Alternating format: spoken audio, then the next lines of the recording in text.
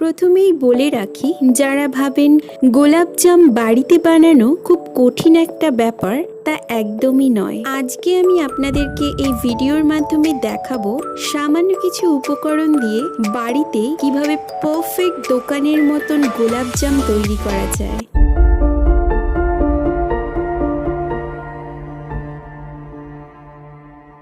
গোলাপজাম তৈরি করতে প্রথমে একটি বোলে নিয়ে নিচ্ছি 1.5 কাপ মতো আমুলের মিল্ক পাউডার। তার মধ্যে দিয়ে দিচ্ছি 1.5 চা চামচ বেকিং সোডা, 1.5 চা চামচ এলাচ গুঁড়ো এবং 1.5 চা চামচ ঘি।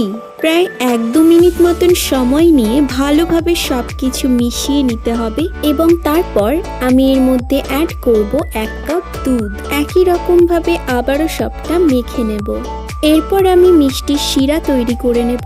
তার জন্য অন্যদিকে নিয়ে নিচ্ছি একটি প্যান এবং তার মধ্যে দিয়ে দিচ্ছি 2 কাপ মতন চিনি, 2 কাপ জল, 3 থেকে 4টে মতন গোটা এলাচ।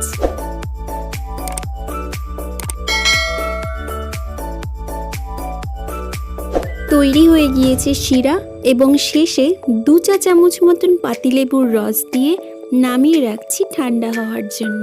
অন্যদিকে মেখে রাখা মিষ্টির উপকরণগুলি হাতের সাহায্যে এইভাবে গোল করে তৈরি করে নেব। বলে রাখছি, লিখিত রেসিপি ডেসক্রিপশন বক্সে দেওয়া রয়েছে। কারোর যদি পরিমাণ বুঝতে অসুবিধে হয় তাহলে অবশ্যই ডেসক্রিপশন বক্স চেক করুন।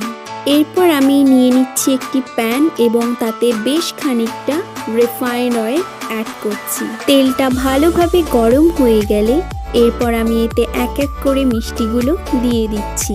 বন্ধুরা, মনে রাখতে হবে গ্যাসের ফ্লেম কিন্তু মিডিয়াম টু লো থাকবে, যাতে করে গোলাপ জামগুলো ধীরে ধীরে ফ্রাই হবে এবং একটা সুন্দর কালার আসবে।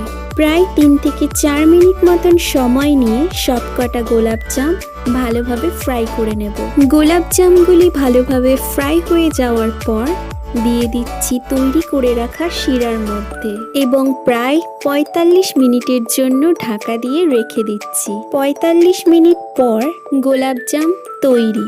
দেখুন, হলো তো একদম দোকানের মতন। তো বন্ধুরা, এরকমই নতুন নতুন রেসিপি পেতে হলে কিন্তু আমাদের পাশে থাকতে হবে। তার জন্য আমাদের চ্যানেলটিকে অতি অবশ্যই সাবস্ক্রাইব করতে হবে।